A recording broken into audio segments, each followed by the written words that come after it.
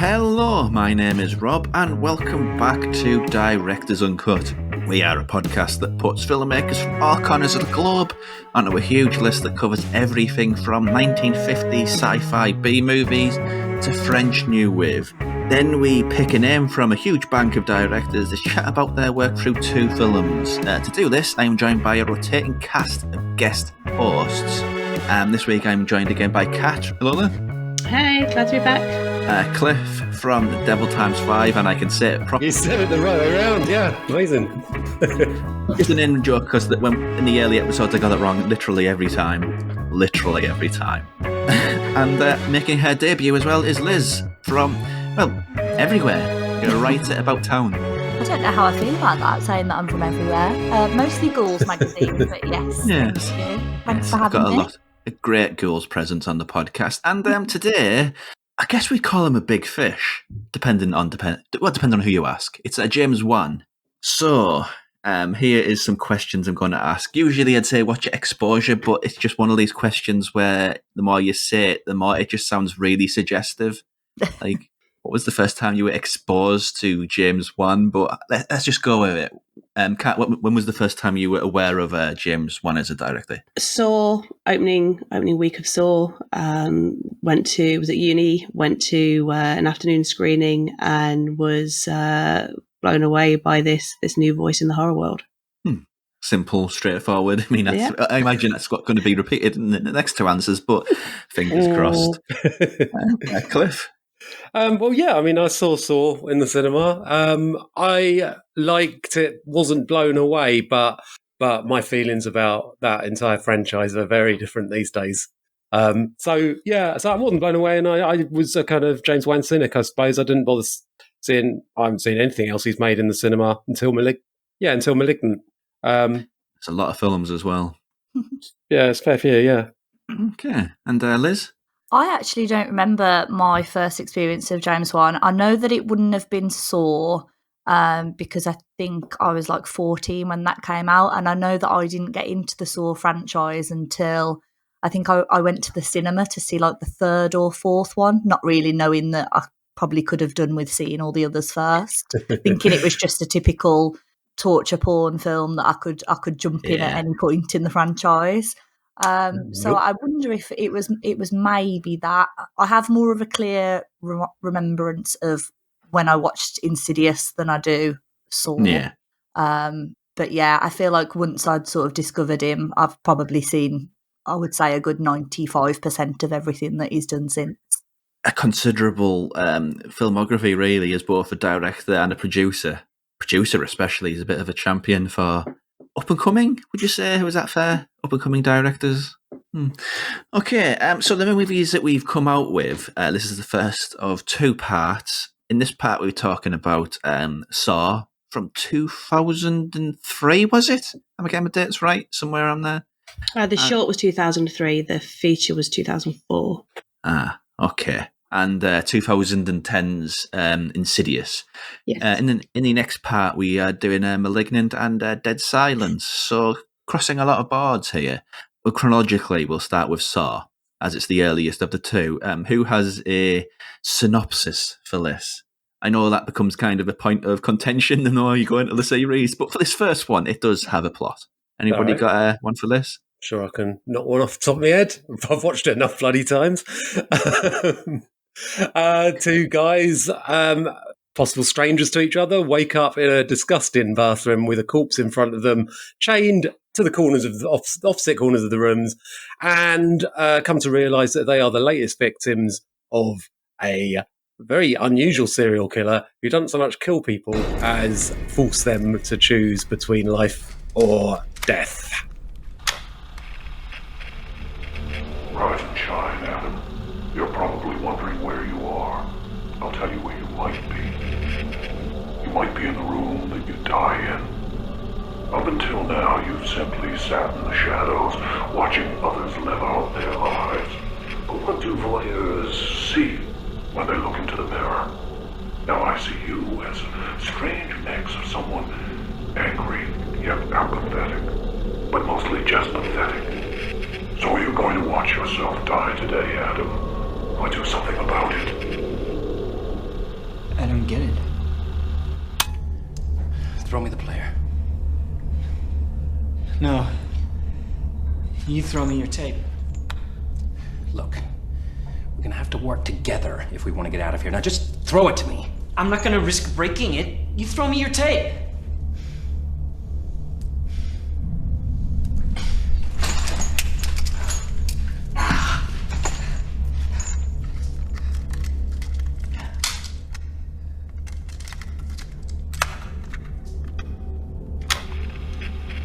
Dr. Gordon, this is your wake-up call.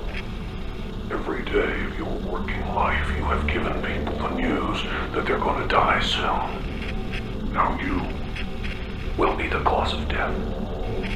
Your aim in this game is to kill Adam. You have until 6 on the clock to do it. There's a man in the room with you. When there's that much poison in your blood, the only thing left to do is shoot yourself.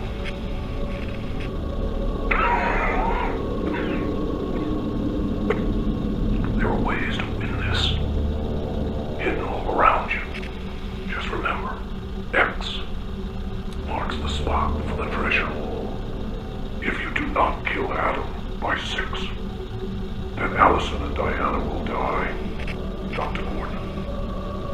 And I'll leave you in this room to rot. Let the game begin. Before we get into the movie, I'm not sure about the chronologically words. You know what I'm trying to say, but my tongue won't let me. Timeline. Yes, the timeline of this. Did escape rooms exist before these movies? I don't know. I feel like escape rooms are a development of something we had in the past, but I'm not sure really. I don't think escape rooms themselves did. Yeah, I mean, the only reason is because this is my first time watching Saw. I know it's kind of shocking for a horror fan to admit that, but it's just it just felt like an escape room. The whole sort of conceit, the whole setup, the whole mystery. It just felt like an escape room. Well, certainly before the escape rooms, you had point-and-click computer games, didn't you? Which were basically on-screen escape rooms. Yeah, so I think I'll pass on to somebody who's a bit more experienced. All of you, I guess, with this sort of franchise. So what are your feelings on the opening of this very long-running franchise? I mean, I'm a giant Saw fan. I love them. I think it's a really fun franchise. I know it gets a lot of slack for sort of doing a lot of time jumping and having a lot of probably questionable plot holes against the sort of backdrop. And it's one of those where I always think to myself, like, oh, you know, he's a really cool and interesting killer because he never actually kills anyone, or he only kills people who like really deserve it and gives them a chance and blah, blah, blah. And then when I rewatched the first one for probably the millionth time this morning, I thought, actually, yeah, there's no real defending him, even from the first one. Like, everything is real bad, but it's just so much fun. It's not really a horror movie either, really, is it? It's more like a police procedural sort of thing, isn't it? Like a thriller than a horror, I think. Yeah, I mean, that's what I was going to say. It's this franchise that's got this big reputation for being torture porn, but when you go back to its origins, there's violent sequences in it, but it's not the franchise that it became. It's very much a grittier, bloodier version of something like Seven in a way. Oh, I don't know if it's grittier because like Seven's already super gritty, so that's like extreme to up that. But yeah, it's on that level, isn't it? Really, it's a Seven style movie. Yeah, and when I first saw it back, 20 years ago, well, nearly 20 years ago, the tone of the thing was something I had an issue with. Like, I didn't like all the fast cut bits, all the fast cutting in the violent scenes, the torture scenes. I wanted to see them in real time, I just thought, can you imagine someone like Fulci, like, doing fast cutting when people are getting their skin ripped to bits? Of course not. You're going to see every little shred of ripped skin in close-up detail. What is this sort of industrial music, spinny camera bullshit. I don't like it at all. But as an absolute, devotee of the series now, it's incredible the amount of kind of visual tropes that this first film set up that they then continue to use for certainly the next 6 films. It's just so like those first 7 films are just such a great package of consistent and Liz mentioned plot holes, but I don't think I think they're very good at filling any plot holes. That series, the writing in it is incredible. Wow. It's just I've missed it. you've got a lot to look forward to, Rob, and it's very funny to think that Liz started with Saw 4 because that gives absolutely no concessions to first time viewers. Yeah, I definitely remember watching it in the cinema and thinking, I don't think I understand really why any of this is happening. No, I don't understand who these people are, why this is happening, how it relates to like the last one or anything. But it definitely impressed me enough that I was like, right, I want to know now. I want to know what happened. I mean, it's off the subject because none of the sequels are directed by James Wan, but like Saw 4 is my favourite of the sequels just because of that. It does not allow for newcomers, and to the extent that in Saw 5, where there's a picture of Jigsaw's wife with a caption underneath in a newspaper, and then I think someone like just has a line about who she is. I'm like, no, don't tell them. If they haven't been keeping up, if the viewers haven't been keeping up, fuck them. They should know who she is by now. She appeared in 2 seconds in Saw 3 and is now a major character. I'm kind of wary of having any criticisms of this movie because I know what company I'm in. But one thing I will say, it not necessarily the tone, just sort of, I mean, Cliff touched upon it, that sort of 1990s industrial sort of vibe to it. I had a hard time with it, I'll be perfectly honest. It's the sort of era of horror movie where every horror movie had like a rock album, every single one always had 9 Inch Nails on, or Linkin Park, or something like this.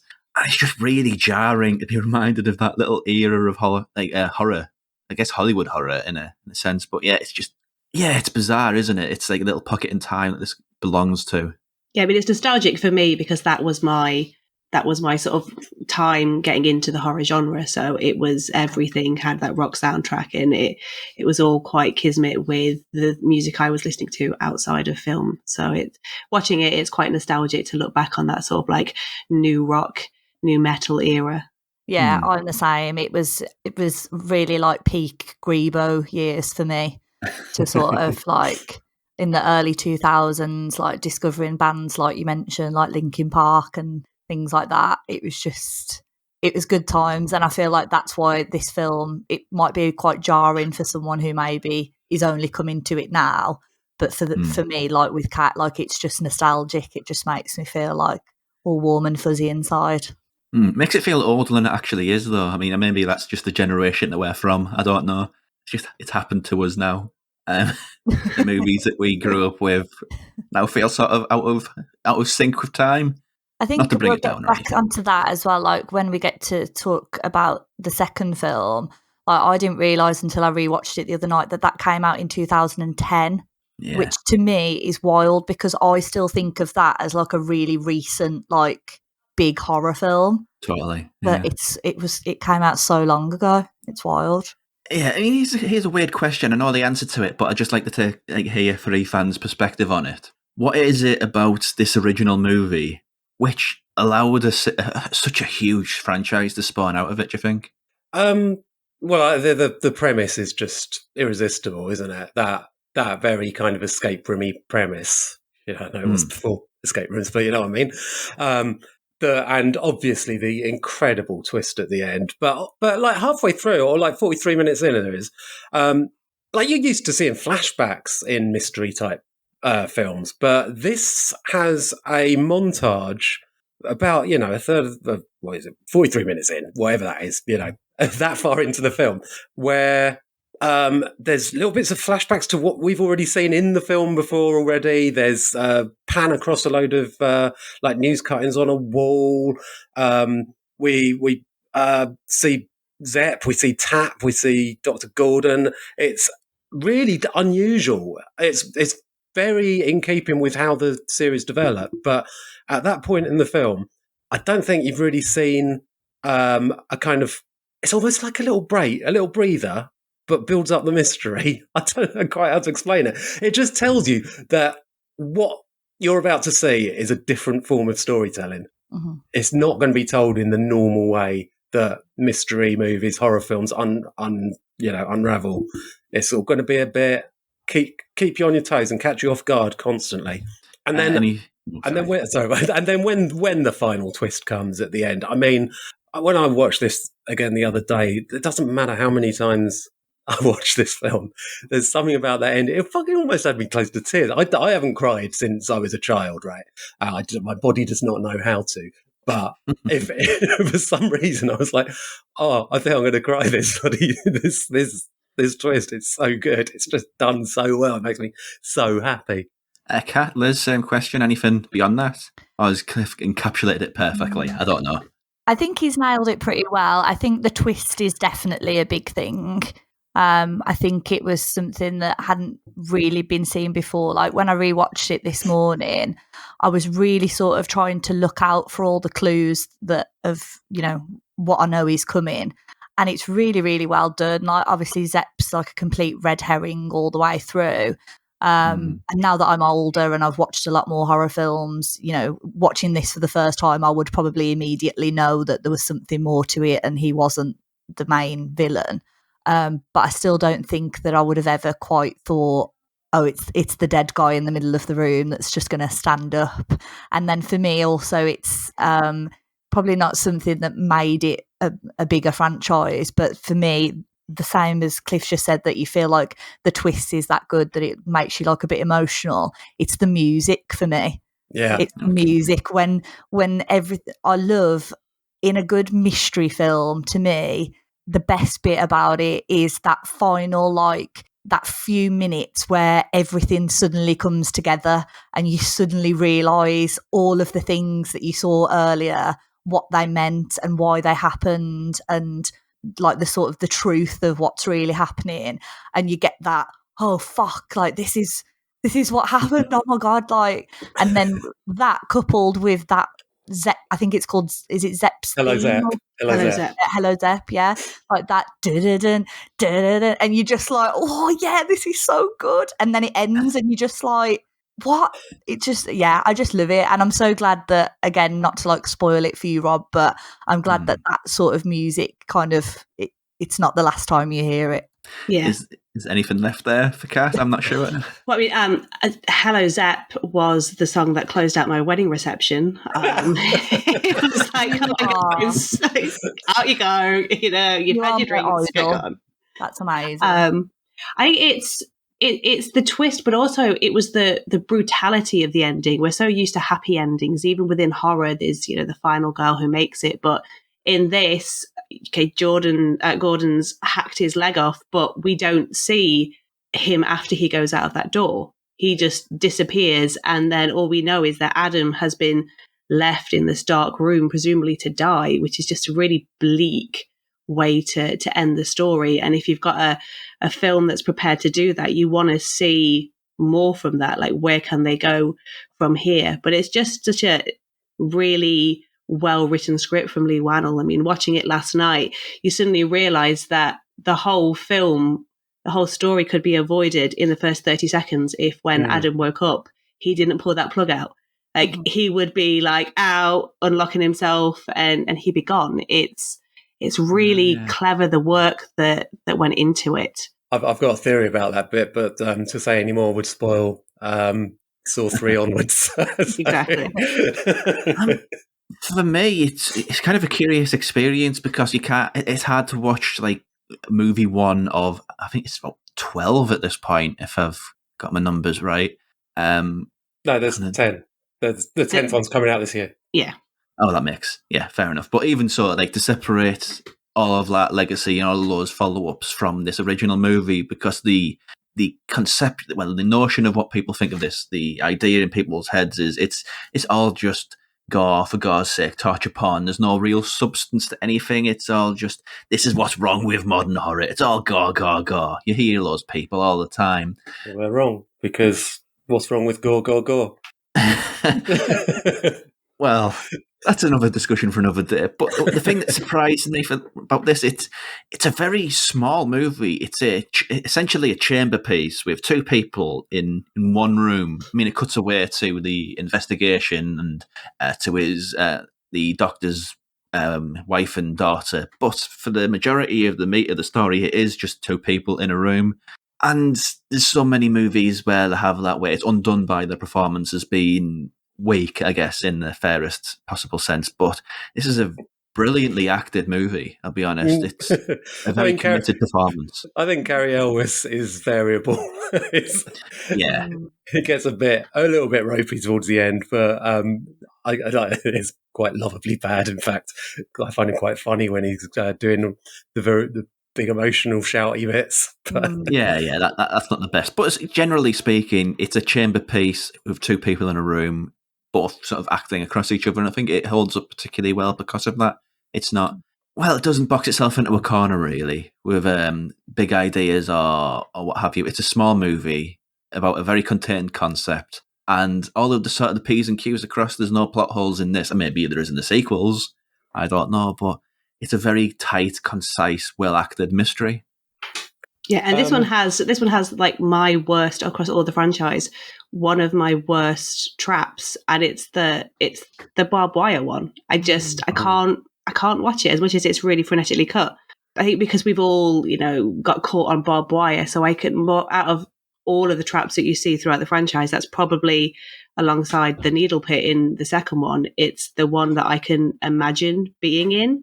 And even now, God knows how many times on a watch through, I still have to sort of wince and look away during the barbed wire bit because it's just so grim. And you don't really see anything. It's all just in my head. Well, you see some. It's very aggressively cut, but it's cut around quite a lot as well. The thing is, I don't think you need to see like that whole sequence play out. Like, you don't need to see him struggling through it and stuff. No. Just the thought of it, just the concept of it. It's the same reason that it works in films like Seven, where you don't actually watch any of the people die. You just see the aftermath, and it's worse because it's in your head. You're thinking about how it would have played out and how painful it would have been, and you're thinking, oh, you could have done this or you could have done that. But in reality, like, he was fucked, basically. No way that he was going to get out of there like alive, really. I mean, the bit where he makes the comment about the cuts were so deep that they found like his stomach acid on the floor. Yeah. I'm with Kay. I think it's definitely one of the harsher, like, nastier, most prolonged kills. Just out of curiosity, is there any in the series where the victim just goes, screw it, I'll just wait it out because it's just too grim? Because that one in particular, the barbed wire pit, that is just too grim to face. For narrative reasons, the survivability of some of the traps changes over the course of the series. So some people, quite a lot of victims don't actually get any sort of chance at all. But to say more to spoil it. Well, I mean, going back to about the acting, Lee Whannell is actually a very good actor for someone who, is primarily a writer. He's, I think he wrote The Mule, which is a very underseen comedy set almost entirely in a hotel room. He plays a guy who's tried to smuggle a load of heroin through an airport, but he gets arrested, and the law says that he can. The police can hold him for up to 7 days. So he has to stay in this hotel room with two policemen watching him and not shit out the drugs for 7 days. And it's absolutely disgusting, this film. It's repulsive. It's so hard to watch, but it's really good. I don't know, pick it up from that, but that's where he got it all from, it seems. Well, that was way after Saw, but yeah. Oh, okay. Is it due a reassessment, the series? Because it has been kind of a butt of a lot of jokes for a long time, this entire franchise. Right, so when they were originally released, like one film per year, every Halloween, that's that's really asking a lot of the audience, given how they're structured, these films, and how the series is structured. You can't go back. You can't go back to the cinema a year later and be expected to remember all the little things that you're supposed to remember to follow the plots. It's much. If you ever marathon them, just watch them all in the space of 2 or 3 weeks. It's just such an incredible experience. Yeah, what I used to do with the cinema releases is I would watch the previous ones in the days leading up. So by the time 7 came out, I'd spent a week with Saw, which was really nice. Like, me and my mum would go each Halloween, and I would sort of like swat up. So I'd be able to, because she would just sort of watch them at the cinema. So I'd then be able to go, yeah, but this person, remember in the last one they did this, because it was fresh in my memory. But I don't know if it necessarily needs to be reassessed. I think some of this is just snobbier film fans seeing, maybe, I think the third one is potentially the most violent, seeing that one and then just writing the whole series off. I don't necessarily need reassessing. I think it's more people need to assess their own opinions on films and, shitting on things that other people like just for the sake of it. That's just the internet through and through, though, isn't it? Well, yeah. Terrible place. Yeah, I think I agree with that. I'm with Kat. Like, obviously, as I've said, like, I'm a big fan of the franchise. I have been since I discovered it, and it's one of those films that I do find myself sort of defending quite a lot, and having to sort of say to someone, "Oh, okay, so you've seen, the first couple, but you didn't think that it was that impressive. But have you actually watched the whole franchise all the way through? Have you actually got to the final film where a number of things all sort of come together, even within like the first 4 you've got certain things that come together, and then the last few you've got things that come together, and then you've got in the last one things from all the way back from the beginning to come back together, and it's just so clever. And I do think that people, because it came out around the sort of time of Hostel and things like that, where torture porn was just such a big thing, I think people have got a bad memory of what this film is. I think, like Kat said earlier as well, that I think people, when they think of Saw, they're like, even my mom, I know she would never watch a Saw film because she's like, oh no, it's just going to be like gore and gore and gore for the sake of it, and just people being killed for no reason, and it's all just horrible. Whereas when you actually watch this first one back, there isn't that much in it. It's the same with Hostel. People always think that Hostel is like, because it was one of the films that started off this whole torture porn thing, people are like, oh, it's like disgusting, I can't watch anything like that. But if you rewatch that, I think for about 45 minutes of the film, you don't even see any blood or anything, and then there's maybe like a couple of nasty scenes, and then it's over. It's not as bad as people remember.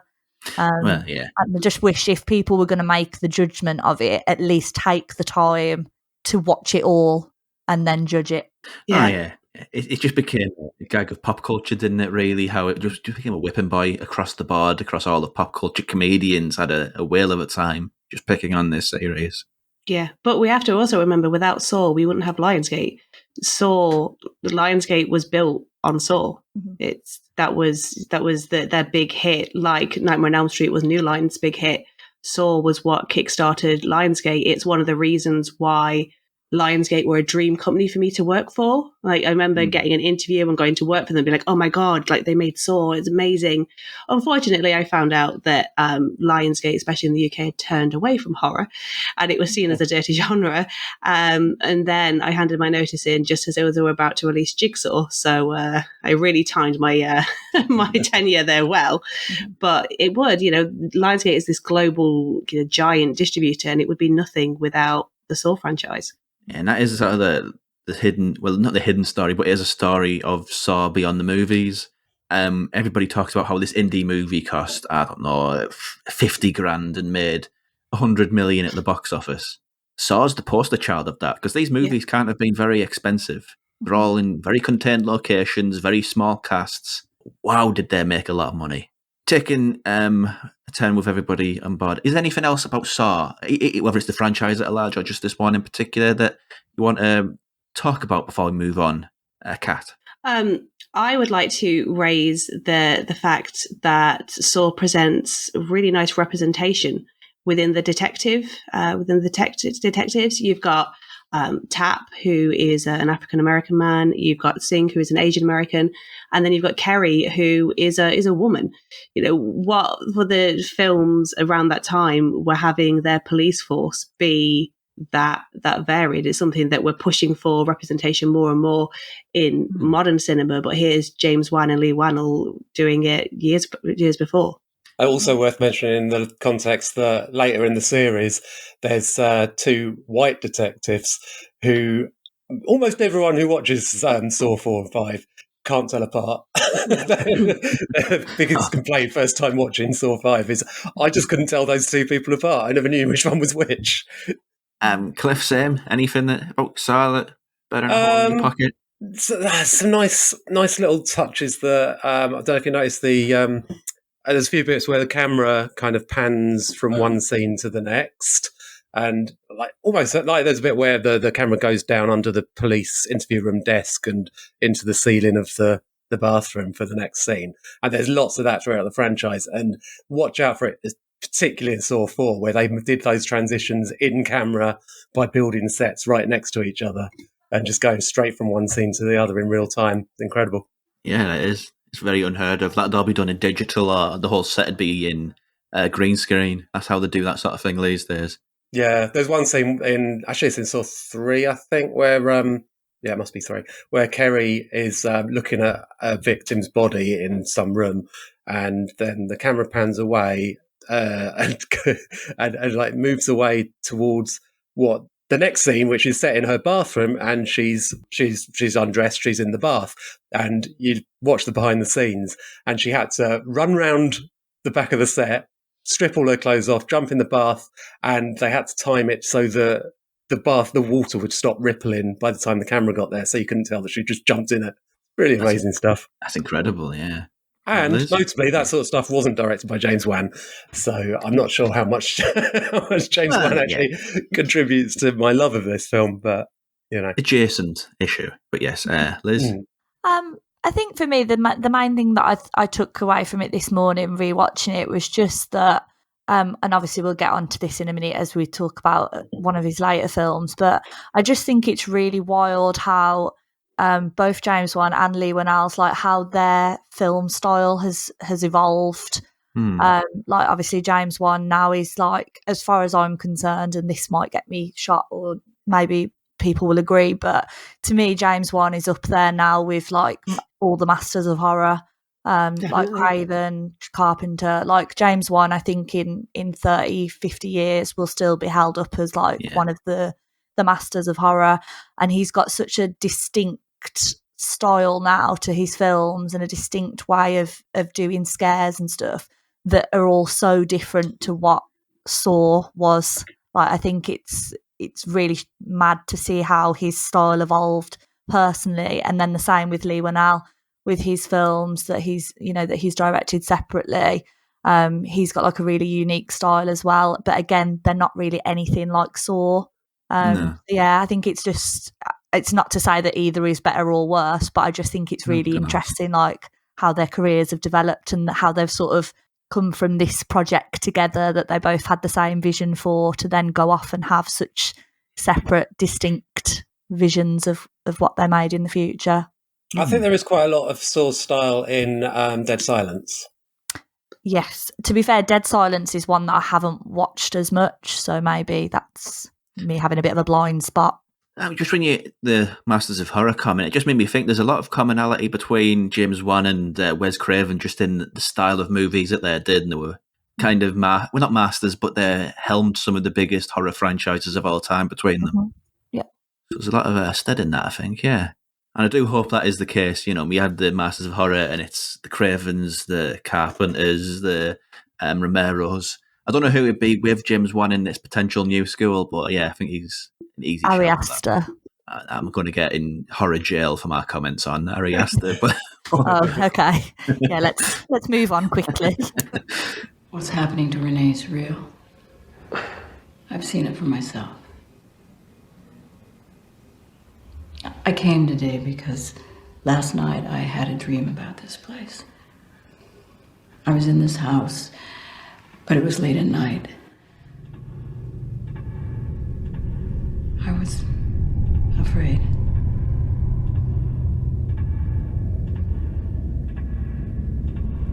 I went into your bedroom, but you were both asleep. I knew I was asleep in the dream, but I could feel that someone was awake in the house. I went into Dalton's room.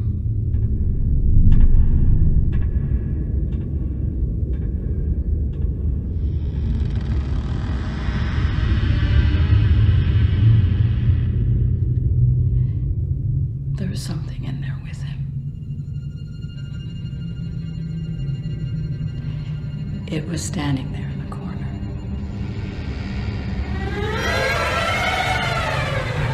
I asked it, "Who are you?" And it said it was a visitor. I said, "What do you want?"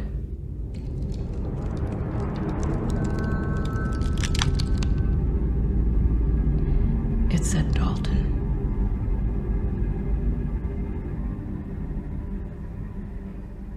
I can still hear that voice. Okay, so that leads us to the second movie of the episode, 2010's Insidious. Who wants to take a swing at the synopsis for this fella? I rewatched it this week, so I can sort of give it a go. Patrick Wilson, Rose Byrne, married couple with 3 young children, move into a new house. Couple of spooky things happen, and their I believe he's the eldest son, ends up in a mysterious coma. No brain damage, no accident, no sort of explanation of why, but he's just asleep with no way to wake up. Months pass on and a bunch more spooky things happen, and we basically come to find out that the boy is in his sleep astral projecting into another sort of dimension called the further. And because he's gone so far into the further, he is now trapped there with a bunch of malignant souls trying to steal his body back on Earth. And there's also a shot in this where Patrick Wilson is doing his teaching, where there's a little jigsaw puppet on his blackboard. Yeah, which it's a trademark of Wan and Wannell. They try and sneak Billy into all of their films. So Billy's he's in Death Sentence, he's in The Invisible Man, he's in a lot of the things that they've done together. I interviewed Lee Wannell for Upgrade, and Billy's in there, and he said, "Yeah, no, we just like to try and sneak him in there." Particularly like around big studios. I think Wan has tried, I don't know if he's been successful, to sneak it into the Fast film that he did and into Aquaman, but those films are so big and so much is going on, I can't see Billy for everything else that's happening. Oh, So, he's definitely he's underwater in Aquaman. I saw a still. Okay, That's amazing. that's a frame by frame finding that one. Yeah. So what are our feelings on this, on Insidious? Just the first one, because this is another franchise where the other one probably has an unfair reputation. This one, its sequels just kind of shit the bed, really. Well, you know how enthused I was about Saw. I mean, I just couldn't care less about Insidious. It's just insipid, more like. Ah, bit of a pickle from that then. So I love Insidious. There's never a time if Insidious is on the telly that I won't just not stop what I'm doing and watch it all the way through. I saw it for the first time at the cinema with my mum. She's the one that got me into horror, and I remember being really unsettled and scared in the cinema, and I didn't want my mum to know because she's this big, like, hardened horror woman. I was like, don't show fear. Like, she'll disown you. You can't be her child anymore. And there's just so many sequences in that. The whole bit with the house alarm going off, I think my heart stopped. And even now I know it's coming. It still gets me. It was a film that really connected. And it was also, incidentally, the first film that I watched in my current house. I was unpacking the DVDs, as is obviously the first thing that you do, and it was on the TV, and then the film was done and the DVDs were not, because, like I say, I will always sit and watch Insidious. Yeah, I'm with Kat. I absolutely love this film. I think it's brilliant. I think I watched it not with my mum, but I do remember that my mum was the one that told me about it. I think she'd stumbled across it somewhere and was like, have you watched this new film? It's really scary. You need to watch it. And I remember watching it and absolutely shitting myself. I thought it was terrifying. And even now, like over 10 years later, rewatching it this week, yeah, I still get goosebumps. I still feel this like sick dread when she hears like the voices on the baby monitor. I mean, I just cut in. I almost banned my husband from us getting a baby monitor because, like, have you not seen Insidious? Like, I don't want to hear what's going on up there. Horrendous. And like you just said about like the bit with the door and the alarm and stuff, because for me, like, home invasion is the scariest subgenre of horror, because it's the thought of someone being in my home while I'm there and not knowing is just absolutely terrifying to me. So when the alarm goes off and he's just locked the door, he's put the latch on, and then within a minute the door's wide open, the latch is off, and you just know that someone has just let themselves out of your house. Yeah. I just don't think that there's anything scarier than that. And then like every jump scare in it just for me lands perfectly as well. Like the infamous jump scare, the Darth Maul jump scare as we like to call it. That to me is probably the best jump scare of all time, because everyone that I've ever shown it to has literally almost leapt off their seat watching it. And I really like the one later on when they've moved house and she's going to put the washing out and she walks into that and you see this boy just looking at the cloakroom, just blinking and miss it as she walks through, and you sort of your heart sort of sinks a little, like, what was that? Did I just see that? And then it's another few seconds before we see the reality of what then happens with that. But they're so well constructed, and obviously a great prototype for what he went on to do with his other big franchise, The Conjuring. Kat, is that one it's through a net curtain or something? Or is that... No, she's walking into the house, and like the door or the wall next to the door that she's walking past, you just for a split second see the boy who she will later see dancing around. You see him just for a frame or two as she's walking through, completely oblivious. I mean, I find I just do not react to jump scares most of the time. I thought the first one in the film was good with the net curtain. I thought the person behind it looked a bit like Robert Blake in Lost Highway, but that was a good freaky moment. But no, it's not a type of horror that really gets me very often. I mean, I will say in Skinamarink, that one towards the end absolutely paralysed me. And I'd love it when something like that happens. There's quite a few in his house. But generally, this kind of haunted house kind of horror isn't something that does anything for me. But with Insidious, particularly, the problem I have with it is there's nothing at the start of the plot to make you care about this family. I think you're supposed to just care about them just because they're a default, wholesome American family. And that's like, no, I don't like them, actually. I don't care what happens to them.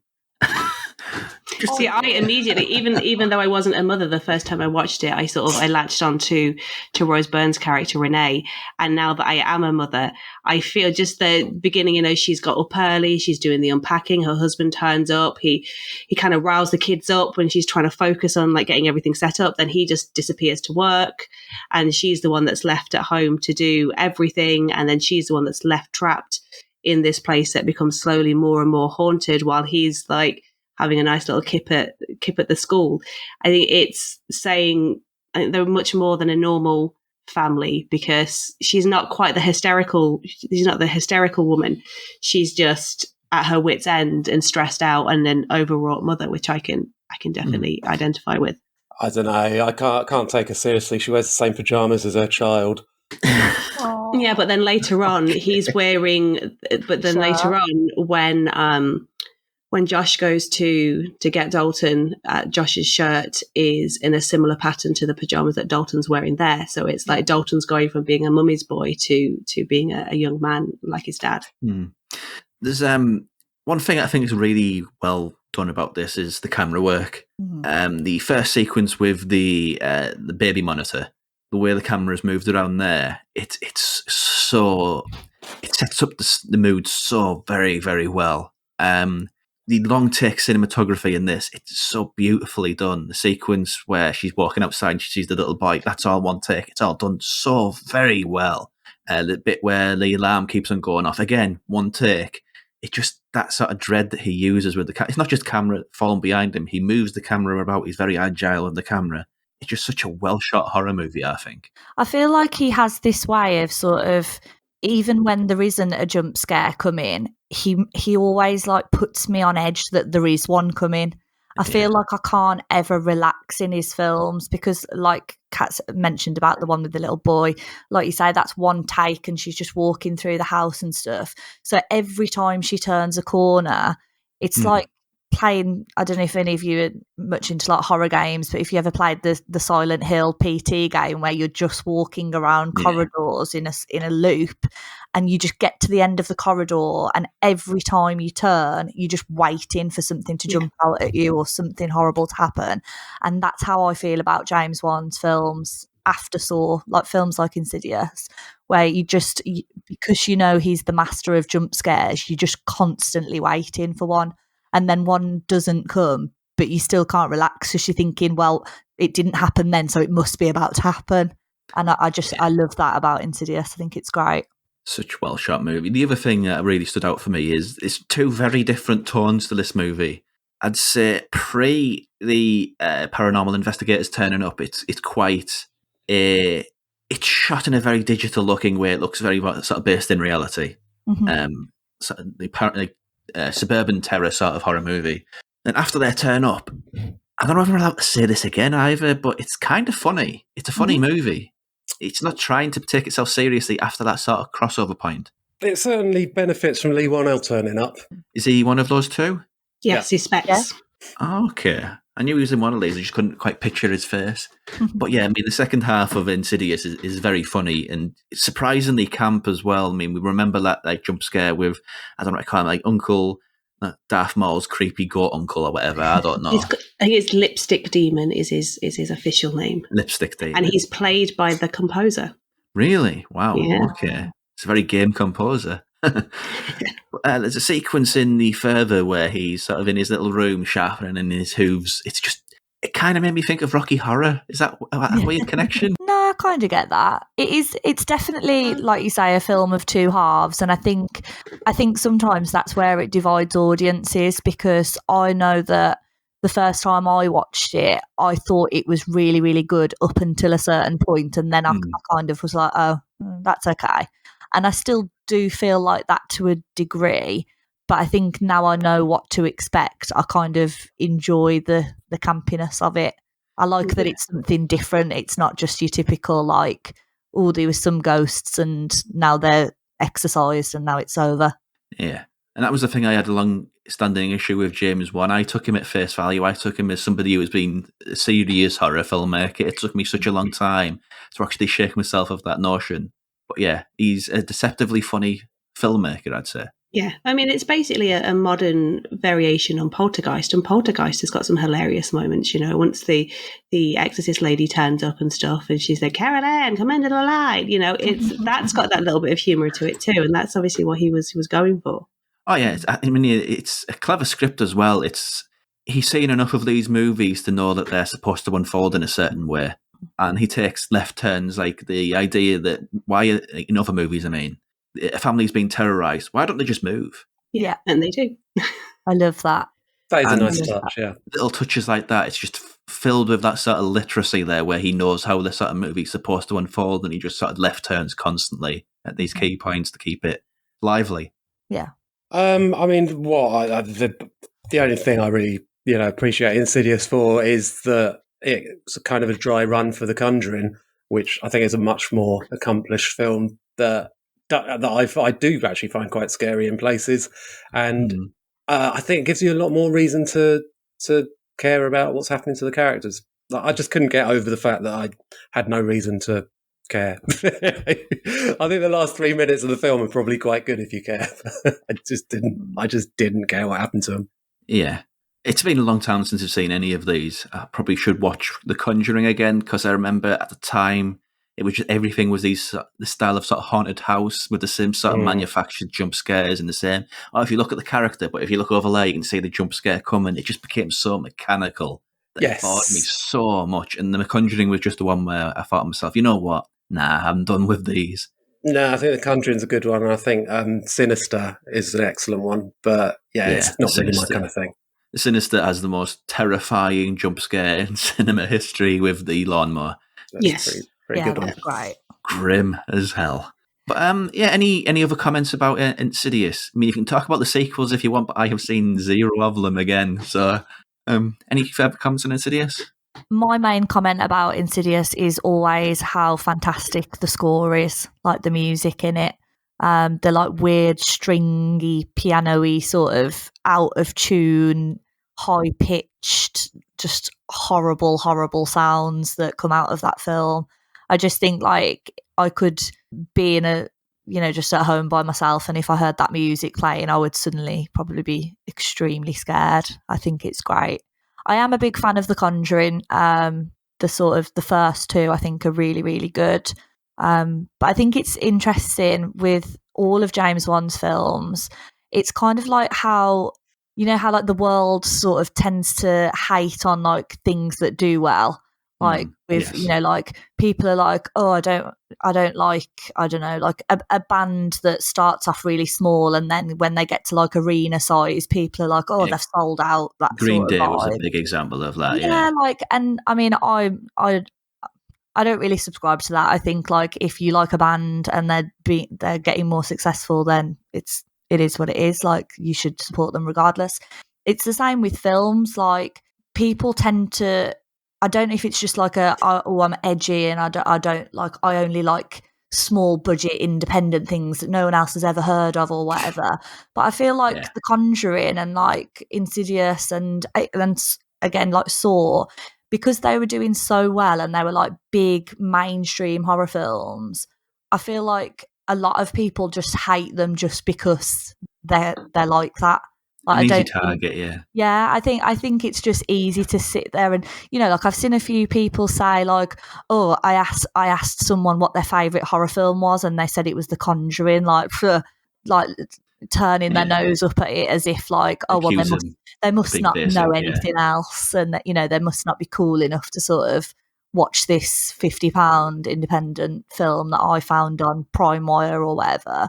But I just think it's weird. Like, if a film's good, Yeah. There's a reason that they do well. There's a reason that they draw a big audience. Even if it's not your sort of thing, I think you still have to sort of appreciate that they're doing well enough that a lot of people obviously do want to see them and obviously do enjoy them. I mean, between those three franchises, some of the most successful horror movies of the past 20 years kind of. Before then, horror was in a bad state. It wasn't really anywhere sort of mainstream accessible. And then those three sort of like opened the door in a major way. And we've got sort of a golden era, silver, whatever you want to call it, silver era of horror that we're in now. Yeah. Kat? Yeah, I mean, Wan is, as we say, he's responsible for three of the biggest horror franchises, and then off of that, a spin-off horror universe. You've got the Conjuring cinematic universe. That's something that's almost unheard of within the genre, I think, up until this point. I feel maybe I connect with Wan because I was at uni when Saw came out, and so therefore he was a horror director who I was of age and I could watch everything that he made as it came out. So he feels like somebody very close to me and a director that I will champion. I really, outside of horror, I really enjoy his Fast film. I mean, it was a really difficult one because his lead actor died during production. That's his first non-horror film. 7, wasn't it, that he did? Yeah. So he's there, he's halfway through production. Paul Walker tragically passed away, and then he's left to pick up the pieces of this like $1 billion franchise where the studios want it, but the cast and crew are grieving. He himself is going through that. It's his first non-horror property, but he pulled it together. And I mean, the last 5 minutes of that film are just tears. That's just it's just awful. I mean, say what you want about that. It's another franchise that people look on take the mick out of quite a lot, but what Wan did there, and I mean, even Aquaman is the only superhero film, barring Guardians of the Galaxy, that my mum has ever watched.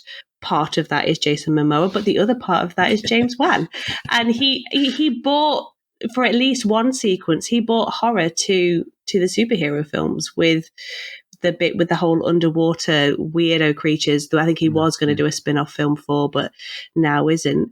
He's just a really interesting voice, and I like, as a side of that him and Lee have sort of come up together. They've always supported one another. So with Saw and Insidious, you've got James directing and Lee writing, and then later on in the Insidious series, Lee directs his first film with Insidious 3, and now they're both moving out into other things. I think it's just a really nice collaboration that these two guys from Australia managed to go over to Hollywood and completely reinvent the horror world. It did indeed. So I'll close with one final question, a personal question. Do you all think that he has a strong filmography, James Wan? And of that filmography, what is your favourite? I mean, you can have legitimate reasons why he might not have a great filmography, but it's a nice question to end on. So, Liz? I definitely think the films vary in quality. But I would say that, yes, I do think he's got quite a strong filmography. And I think, to be honest, Insidious is probably my favourite. I think it's the one that I can most rewatch and still get the most joy out of. It's the one that still scares me. Like, I love Saw. I think it's a great film, but admittedly, like this morning rewatching it, there's definitely bits about it that I would potentially have changed going back, given the choice.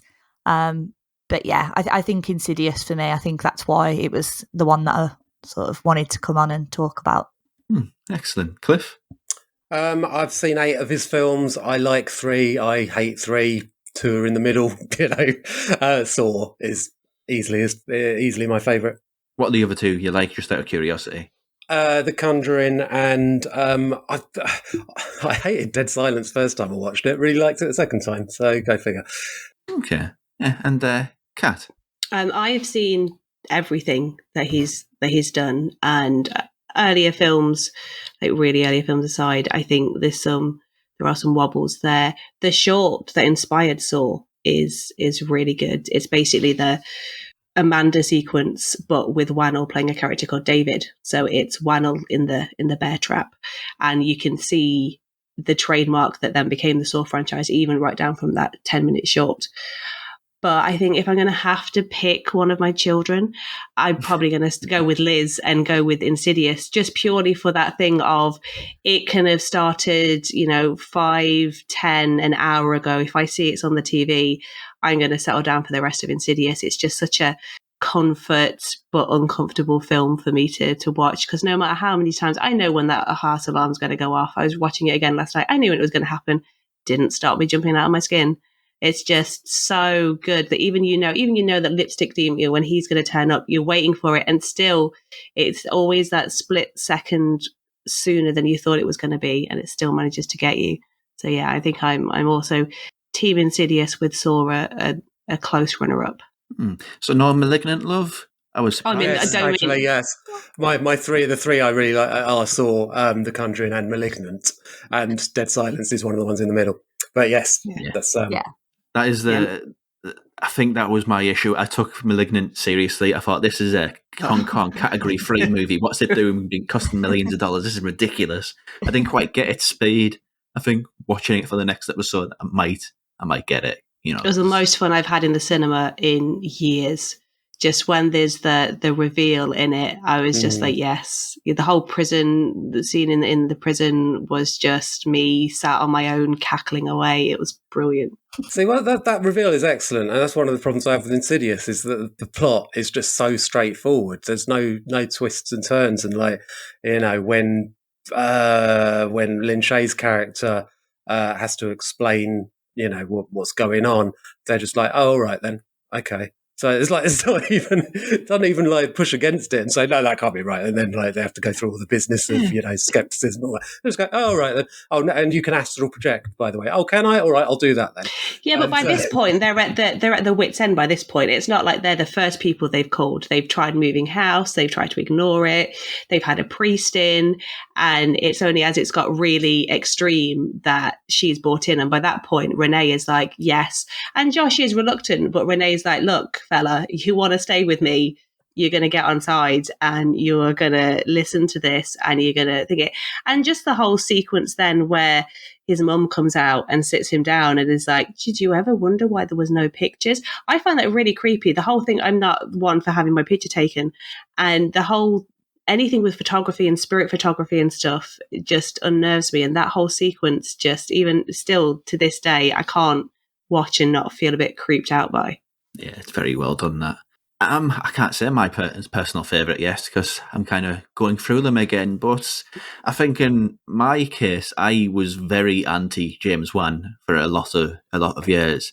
It's one of those things where you've been it for so long, you can't remember why you began being it to begin with.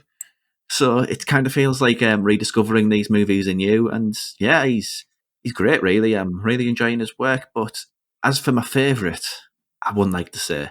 But I do have a great soft spot for Insidious. I hate to be on Team Insidious and sort of draw a line in the sand here. But it was at a time when, I was just seeing a lot of cinema movies in the cinema on my own, and that on a cinema on my own, I don't think there's been many experiences quite like that. It was great. Absolutely great experience. Okay, so Liz, where can we find you and your stuff on the internet? So I'm senior contributor for Ghouls magazine, so if you could check out Ghouls magazine, that would be great.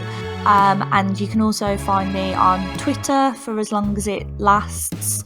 My handle is at home with horror. Yeah. Excellent. Thank you.